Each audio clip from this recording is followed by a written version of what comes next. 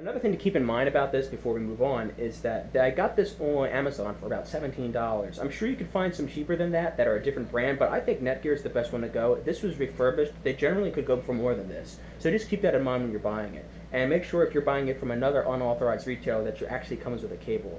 A lot of these don't come with cables sometimes from people that you can't really trust, such as someone on eBay or something like that. So make sure you buy it from someone who has that can be fulfilled by like Amazon or something like that.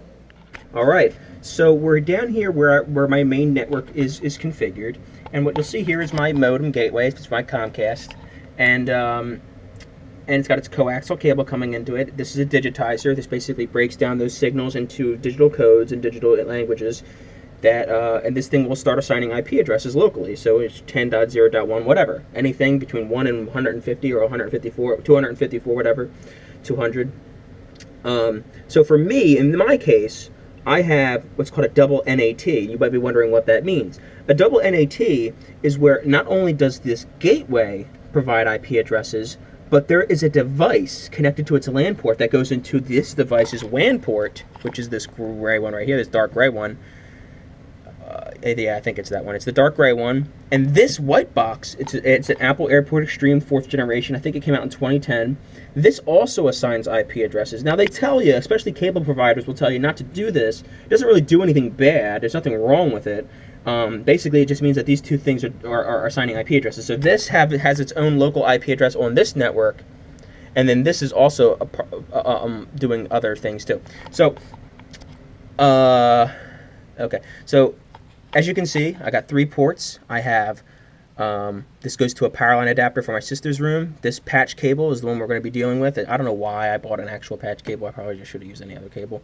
And then this big, long blue one goes to my room where I have a repeater set up over Ethernet.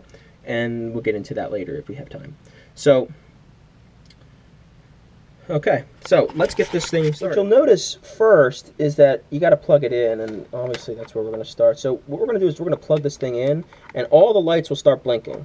Now, what we need to do is we need to actually get these ports live. We need to get them connected to the internet.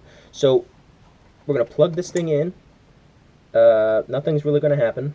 Okay, so you're going to see that this light is blinking. Now, we'll go over about what that means in a minute. But, now I'm going to start taking my port. So I have another Cat 5e cable. I'm going to plug it in. And now there's nothing connected. Like that wire doesn't go anywhere because I don't have anything. Well, wait, actually I do. But the device isn't on. So I'm not going to fiddle with that right now. So this black cable goes to my Apple TV that's in this room. And that one actually draws a connection. So we should see something happen here as soon as we plug this in.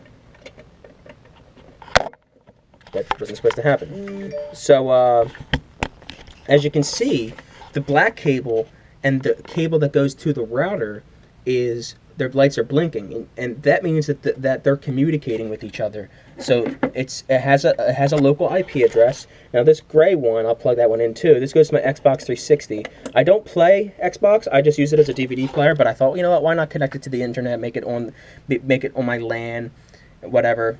Now, like I said, this thing does not assign IP addresses. So all it does is gives you more ports.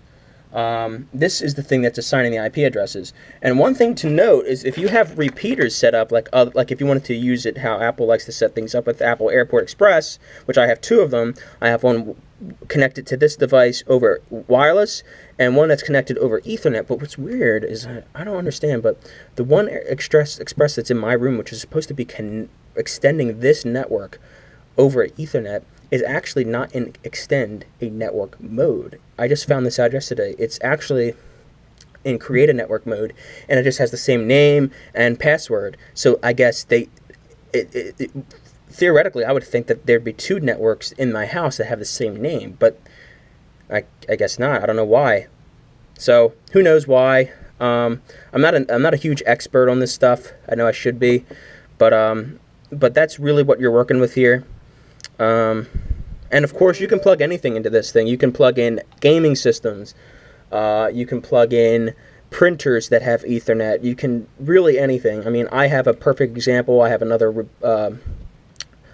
you know what? I'm going to turn on my Xbox and show you what happens. Watch in a minute. This thing will show up. That gray wire will actually light up. Where's my controller? Like I said, I only use this thing as a DVD player. It's going to come on right now. See, it just turned on, and it's going to start blinking. They're all going to start blinking. It's going to get connected. Boom. Boom. Now, this one's connecting to this one. It's receiving the information. Now, if I started streaming music or whatever, YouTube on my Apple TV, because I actually use both of them for YouTube. You know, this one right here, this port, will eventually be used for a printer down here. I might upgrade this to one that has 16 ports, or more than this, and then, or 8. And then I'll take this one upstairs and I'll show what I'm going to do with that one in the future.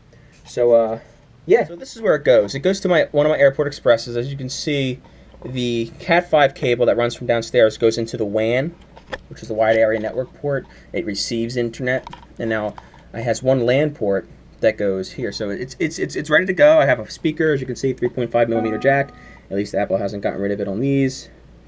And then it comes down here, parting all my wires into my Ethernet port. So this thing should be in extend a network mode, and that's what I thought I had it configured as, but it's not. And don't understand that at all. So yeah, it's an Airport Express. It gets a little warm. Look how freaking hot it is outside. That little blue is my freaking room. It's 80 degrees in here. It's freaking terrible. Anyway, let's move on. Hi. So I wanted to just go over one small thing before we go here. If you notice, it's 100 degrees. It's 100 degrees on here. So see if I update it. Okay. Yeah, so we're going to go over something called LANscan here. I've already done this to sign in because I don't want people seeing my username or anything for Apple, but this is a free app on the App Store. This is a way to see everything on your local area network. It's a great app. It's free, but there are in-app purchases. It's like $6. $6 to buy the whole thing. It lets you see 10 addresses, and it doesn't show you their entire names. You know, unless you buy the whole thing.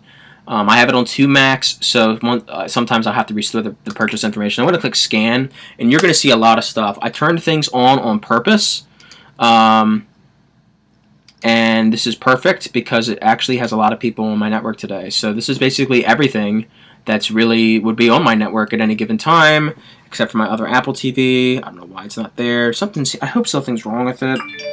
I really hate how I get notifications for everything anymore. I feel like every single second my goddamn TV is dinging.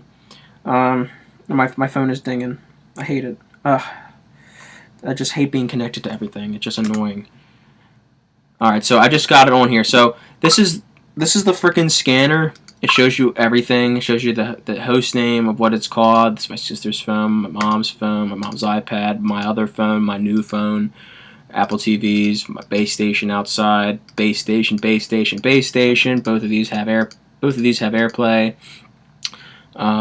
This is my MacBook Pro. My other MacBook Pro is this one. And this is obviously an Xbox I turned on for this demonstration. It's a great app, great for diagnosing issues on your network, and I recommend buying it. It's a really great thing to have. So this will help you with many things. So yeah, just check it out. Okay. And now that we just went over that, I was able to actually find these connectors. They're RJ45 connectors. Basically, this would go into your phone if you use Power over Ethernet for your phone network. I'm pretty sure this is what they would be used for because it has an RJ45 connector and a power connector. This would come from a Power over Ethernet supplied switch or something like that, something that provides the internet, and you would just plug it in, you know, wherever. And then this one would go into your phone, where it's the internet or cable, whatever, and this would go into to power it. So this transfers that stuff into electricity. I'm pretty sure that's how it would work. I got 3 of them. I don't know where they came from. I'm sure you could find these all over the internet. Like I said, not my area of expertise, but anybody could probably figure it out. So that's that. I'll be back.